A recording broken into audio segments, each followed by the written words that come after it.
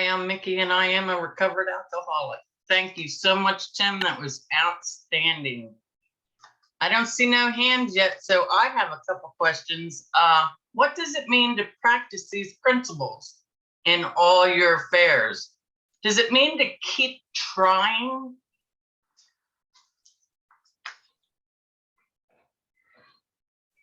I'm just pausing briefly before I answer that. Well, you've got to take the line from the passage it occurs in, and it occurs, of course, on page 59 of the Big Book. And these I've taken to refer to the preceding steps. So I think there are two ways of looking at that.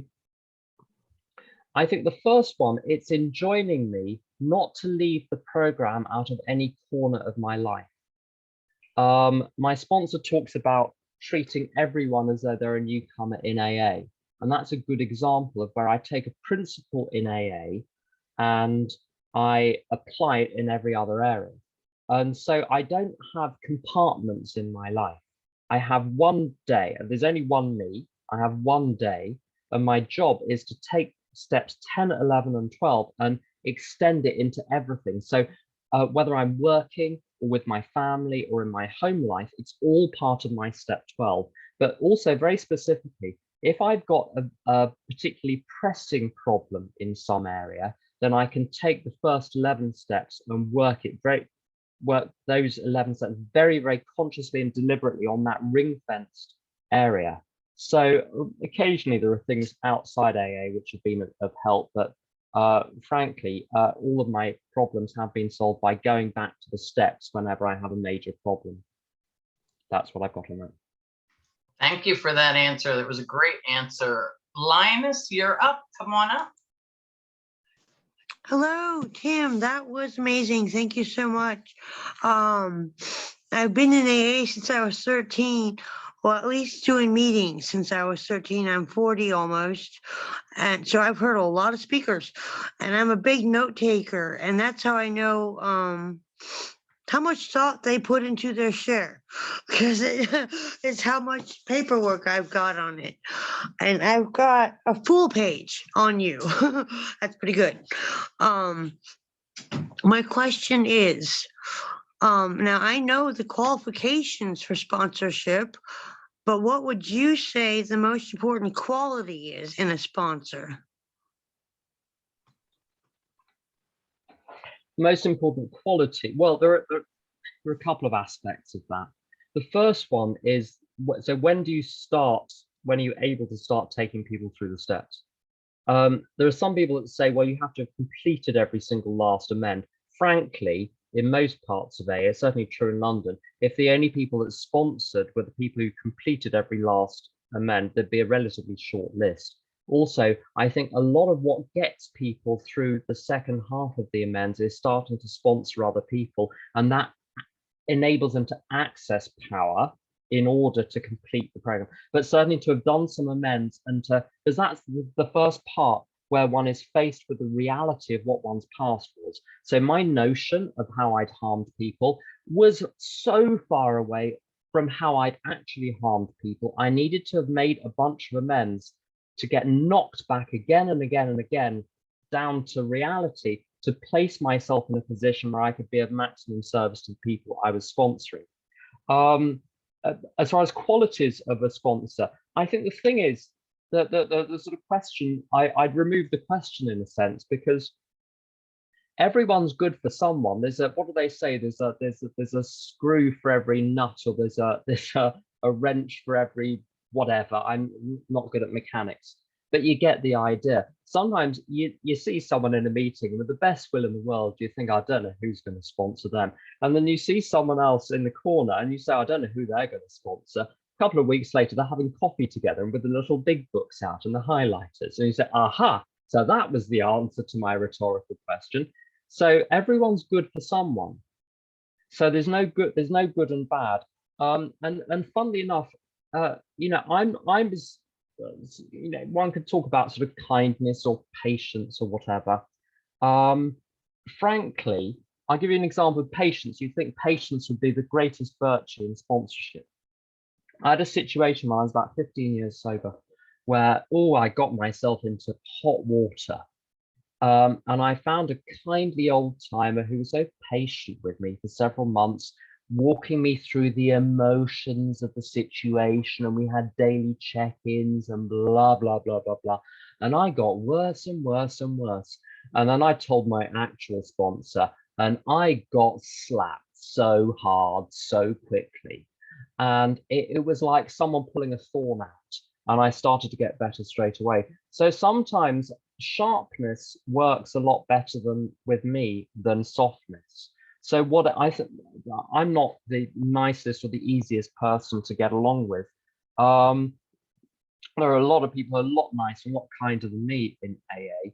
And I think they're for the soft, very vulnerable, very damaged people, people who are damaged in a particular way that need a huge amount of love before they can even start doing the steps.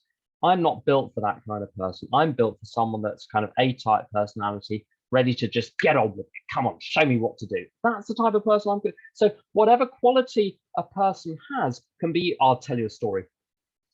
My sponsor had a relative in AA in South Texas, and this girl was in her early 20s, and she had a sponsor who was a Hell's Angel, and the people in the group did not think much of this. Someone said to this girl, "Little Missy, you've got the wrong sponsor," and she snapped back, "Yep, maybe, but I've got the right higher power." So whatever is right or wrong with me, I think the quality, if there is a quality, it's the willingness to have the higher power work through you and not to take control of the situation yourself. I think that's the most useful thing I can say on that. Thank you. Thank you for that question, Amanda, and great answer, Tim. There's a nut and bolt for every screw. Come on up, Mel. Thanks, Tim. I really enjoyed that. I was just wondering, my question, sorry, I'm Mel, I'm an alcoholic. Do you have a different approach for dealing with different sponsees, or like, do you have an individual approach for each sponsee, or do you just use the same approach? Well,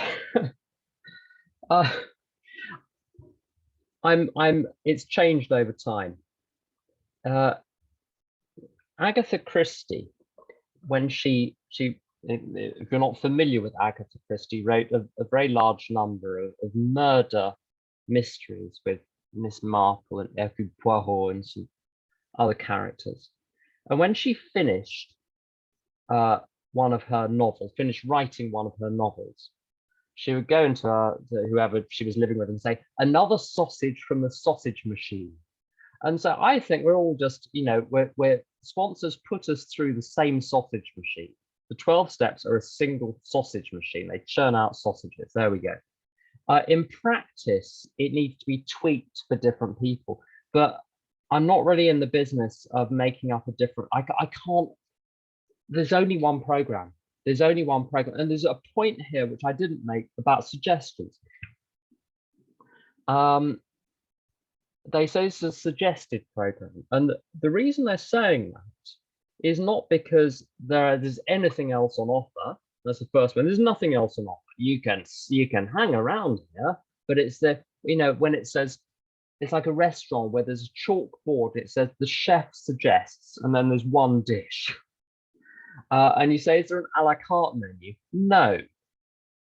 If you don't want what's on the board, you can sit and have a glass of water, but there's not a lot else we can do. So there's only one program. The reason it's suggested is not because you're just as far ahead using any other method or using no method. It's suggested because they're being polite. That's all it is. It's just they're offering it to you. You don't have to be here. Sometimes people join AA who don't like it. So you don't have to be here. You can go somewhere else.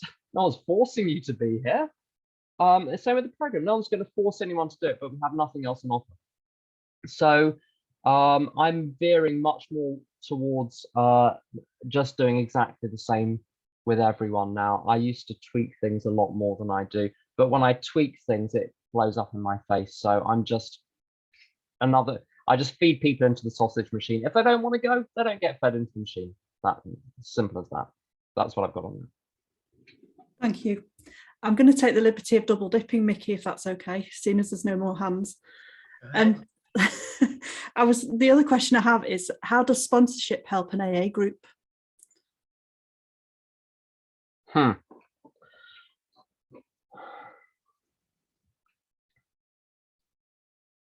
Okay, so for an AA group to function well, in my experience, it's got to have a solid structure. My old sponsor, Brian, would say it's like taming wild horses. You need a very, very strong paddock so that they can't escape, but they need room to run around inside the paddock. They need to let out their wildness, but they need a safe environment to do it in. I think that's what a group does. It enables people to be themselves. If someone can't be themselves, they can't bring everything to the table to be healed. It's got to be a space where people can bring whatever needs to be healed. Right, so that's the first bit. To have that, though, to have a strong space, you've got to have a strong system of group consciences and business meetings. Now, business meetings and group consciences, if you've never been to them, they can provide growth opportunities for us as we get to see everyone else strutting their stuff. In my experience, if you have a group where everyone has committed to working the steps, in other words, has committed to living life on a spiritual basis, putting the group ahead of themselves, you're going to have a much easier time in business meetings and group consciences. And if people are, for people to do that, they need to be sponsored. You can't take yourself through it without some kind of guidance. What's very helpful as well is there, in my experience, and this is a controversial point maybe, is for there to be multiple lineages within the group. If there's just one sponsorship lineage, it can get tense. Let's not go any further than that. It can get tense. So it's helpful if there are some people who aren't connected to give some balance, to give some balance there. That's what I've got on that. Thank you.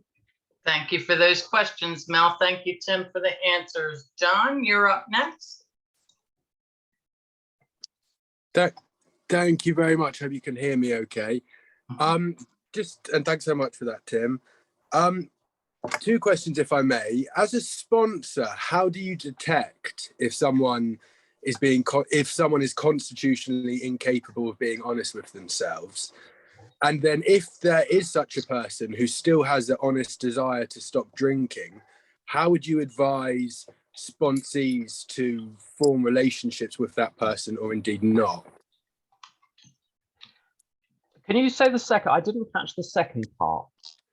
Yeah, so if there is someone who's constitutionally incapable of being honest with themselves, but they have an honest desire to stop drinking, how would you advise a sponsee to form a relationship and assist that person within the program, or would you advise them to steer clear? Okay, so this is controversial territory. Very good question. What it says on page 58, that there are some people that can't get the program because they're constitutionally incapable. So we've got to understand, well, what does that mean? To get well, I've got to be honest and open-minded and willing, which means I have to recognize I have a problem. I don't have a solution. So I should not ask myself what the solution is. I need to ask someone else what the solution is. That's the open-mindedness. Then I have to be willing, and willingness means taking action. Willingness without action is fantasy. Now, it's very much a theory, I think, this notion of people who are constitutionally incapable of being honest with themselves. I have been described as that in the past before I got fully sober. So there is hope. Just because someone appears to be that at a certain time doesn't mean they will be like that forever. But the simple way around this, it's so simple. I missed it for a long time. I was sponsoring someone once who was schizophrenic, and very unwell on occasion. And I said to my sponsor, I just don't know if he's understanding the instructions. And my sponsor said, give them to him anyway. Either he will do them or he won't. And this is the way. So I don't need to judge anyone or assess anyone or perform some kind of psychological evaluation. I give people things to do. Either they do them or they don't. Dan is wonderful on this. He says, there's nothing to get. There are only things to do in AA. There's nothing to get, only things to do. You give people things to do, they do them, great. If they don't, find someone whose instructions you want to follow. If you don't want to follow mine, I'm not going to force. Find someone else. There is always someone else. So you treat everyone the same. My sponsor encourages me to see the potential in people for what they could be when they've got things figured out and they've got well, and to see that in everyone. And honestly, I do. I don't really write people off. You sit around people for long enough and you see something in everyone that can be fostered and grown. So but I'm not a mug either. If I'm led around the garden path 100 times, or actually far fewer than 100 times, I stop, and they're just going to have to go and play the game with someone else. So that's that on that question. Thank you for that question, John. Great answer, Tim.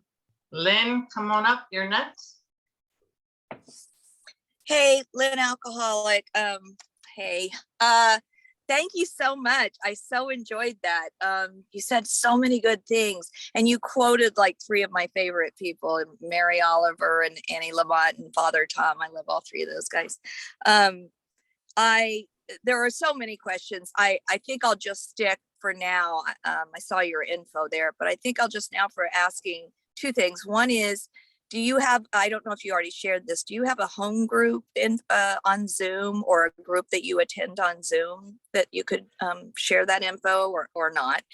And the other is, you talked towards the end about doing service below the group level and that sort of thing. And I've become sort of fascinated with all different kinds. Whether it's, we call it H&I out here, but whether it's corrections and treatment or bridging the gap or whatever, but PICPC, and I don't know if they call it the same thing there. And I've heard it called, the 12th step at a big level. Anyway, you talked about, if we don't tell people about AA, they won't know about it. And I had not realized how many people, not just like us that need it, but how many professional people and people we run into and everything that really don't know much about or have a weird idea of us. Did you have something more to say about that? Yeah, I just a couple of things about that. I've put the details of my home group in the chat for everyone. I think the first piece, there's so much that can be said, but I've done it for donkey's years. But a couple of points. Number one, don't go where you're not invited. If people are not interested, don't push it. And are people interested? Largely not. Should they be? Probably. But for whatever reason, like even whole areas of professional life where people are dealing with alcoholics the whole time, in my experience, only a small proportion are genuinely interested. For most of them, it's blah, blah, blah. They're not. So I don't push it. Secondly, to be cool, calm, collected, non-sensationalist, don't go in heavy on the story, go in on the facts about AA, liven it up with maybe a couple of details from your own history. We're not professionals, but we're not circus artists either.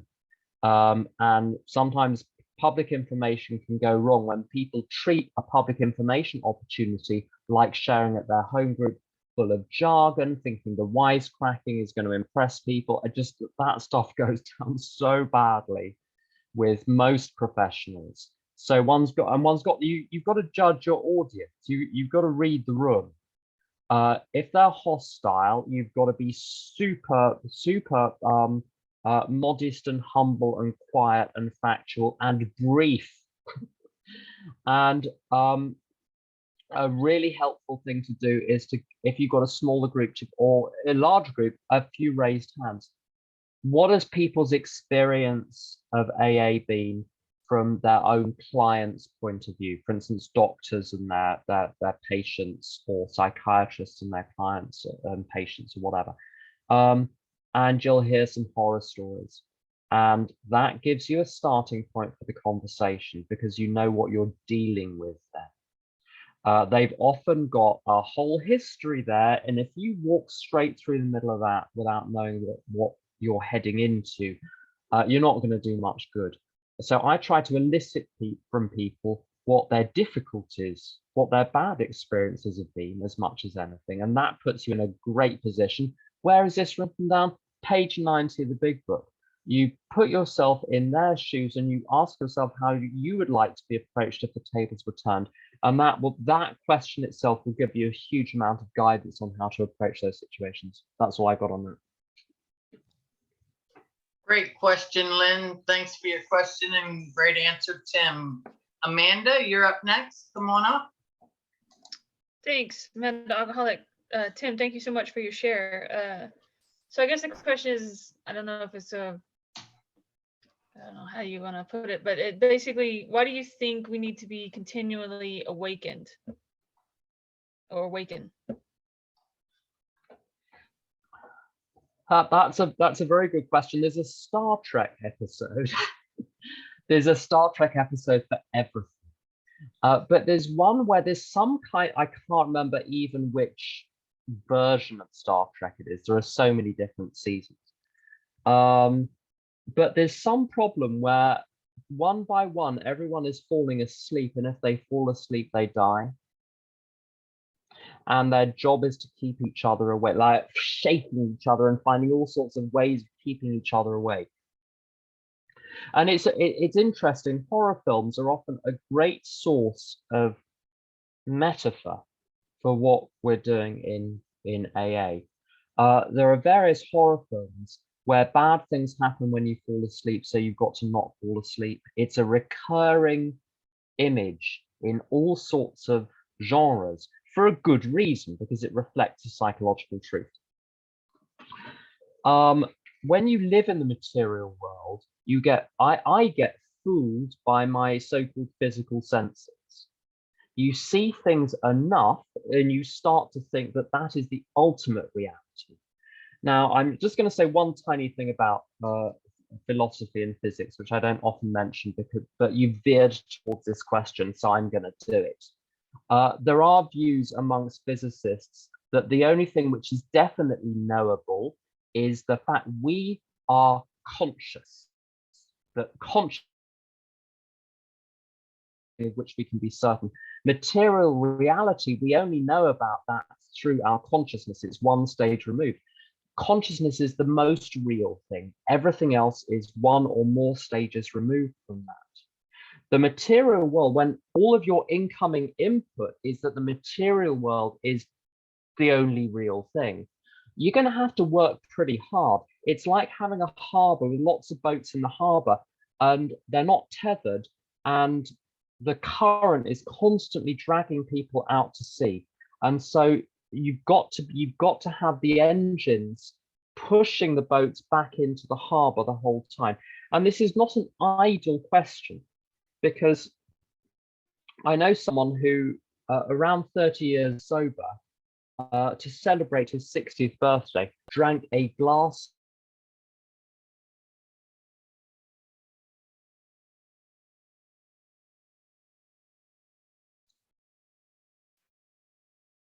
You just froze, Tim. Who'd helped, There you go. stalwart of AA, who'd helped countless people. But he fell asleep. So I've got to not let that happen to me. And the best way is to surround myself with people who are awake, who can keep me awake when I fall asleep, and I can help them stay awake when they start to fall asleep. And sponsorship is one of the main elements of that. But a home group with people who are awake will do it as well. That's what I've got on that. Thank you for that question, Amanda, and thank you, Tim. We have the last one. Charlotte, come on up. Hey, Tim, Charlotte, alcoholic. Thank you so much. I feel like I've changed my question now. So now I'm a bit stuck. I'm going to change my question, sorry, just from what you said there. You mentioned lineage. See, I listen to everyone. I listen to you, and I surround myself by good people. And sometimes people are, you think they're good when they're not, right? And so I'm growing with that, and it hurts a lot when that happens. But so then you stick with your family. How important is lineage with you in your recovery? You've gone straight to the heart of a very thorny area. There are parts of AA where it's seen as a very, very important thing. I've traveled a lot to AA events, and I know people in lots of different places. I am suspicious of public knowledge about who one's sponsor is. I think it's important that that there is such a thing as confidentiality. There is such a thing as privacy. I'm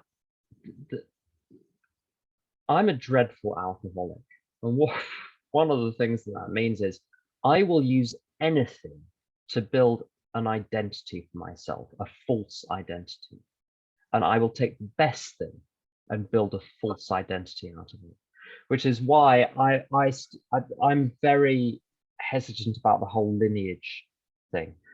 It's helpful to know who's up the chain, only because you need to have their number in case you need to call them, but not because of who they are. What matters is the substance, not the name, and circuit speakers are not necessarily the most helpful people one-to-one. Some of the most helpful people one-to-one, you wouldn't want them at a podium.